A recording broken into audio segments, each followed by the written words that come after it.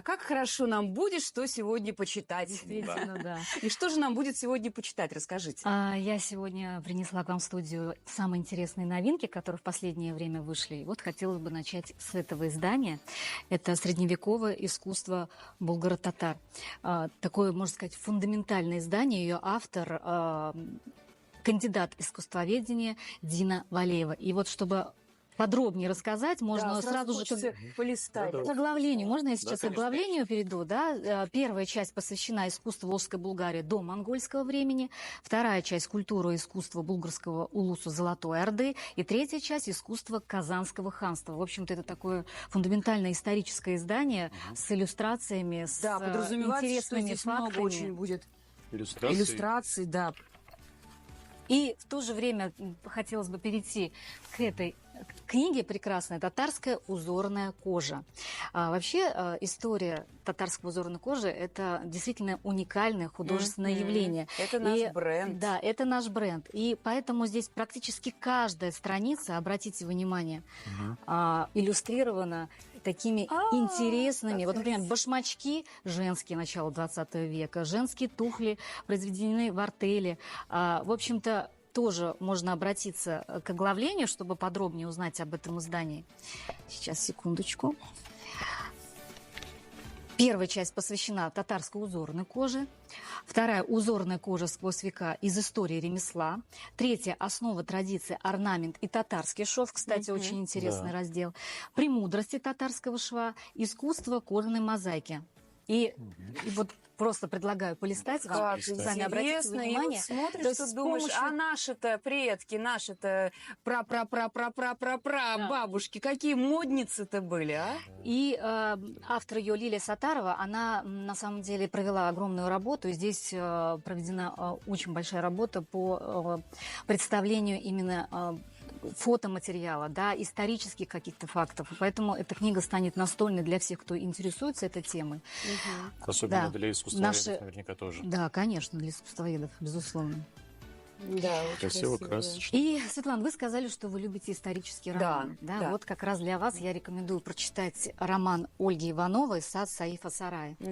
Ольга Иванова — это автор многих романов, именно исторических. Не так давно у нас выходили книги, посвященные казанским правительницам.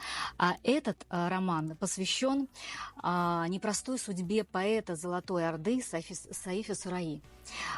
То, как у него развивались события в его непростой судьбе. Не обошлось, конечно, и без любовной линии. Вот, это обязательно должно быть. И надо сказать, что автор проводит очень большое время с документами историческими. И вот опять-таки вот это издание, оно на самом деле погрузит в те времена и расскажет не только о непростой судьбе самого поэта, но и о тех событиях, которые проходили. Мне вот уже, например, мое бы внимание уже привлекла бы обложка даже. Потому что она вот достаточно такая яркая и добротная. Красиво, да. И читается на одном дыхании. И хотелось бы познакомить с детскими изданиями.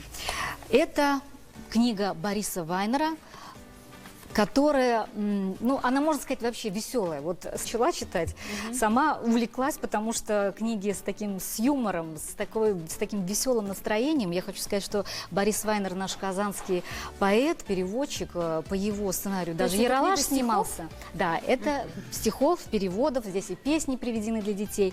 Борис Вайнер, я еще раз повторюсь, он автор даже сценариев для Ералаша, поэтому уже можно представить, да, какие здесь юмористические и веселые действительно произведения. И такого же плана книга «Энеем Хуяш Икен» на татарском языке. Здесь тоже представлено стихотворение Фризаны Габадулиной. Здесь также красочное издание, где каждая страница для ребенка — это просто погружение в какие-то увлекательные истории, в то же время и визуально очень... Ну да, для детей все-таки важная яркая картинка. Да, да. И я вам предлагаю, выберите какое-нибудь стихотворение, почитайте. Сейчас я пока посмотрю сейчас. Вот сами сможем убедиться, насколько Борис Вайнер может интересно преподнести ту или иную историю. Песенка про кашу из спектакля про Машу, Мишу и кашу. Да, Подарок... вот как раз у нас сегодня кулинарная тема здесь Кстати, рядом. да. Подарок для друга чудесный я в доброй корзинке несу, ведь каждому с детства известно, не водится каша в лесу. Растут здесь каштаны и рябина, и вишня весною цветет, малина растет и калина, а каша в лесу не растет. Вот так И, вот. кстати, иллюстрация тоже Каша очень растет у интересная. нас на кухне. Вот. Так что, Да, дорогие замечательно. телезрители, Легко, и вас легко, приглашаю, с юмором. конечно же, читать и уделять этому особое внимание. Да, замечательно, тем более то, что есть действительно из чего выбрать. А вот сами вы что предпочитаете читать? Какой литература? Так же, как и вы, Светлана, исторические романы и биографические какие-то произведения, которые рассказывают о судьбах людей, да, может быть, что-то можно для себя полезное подчеркнуть.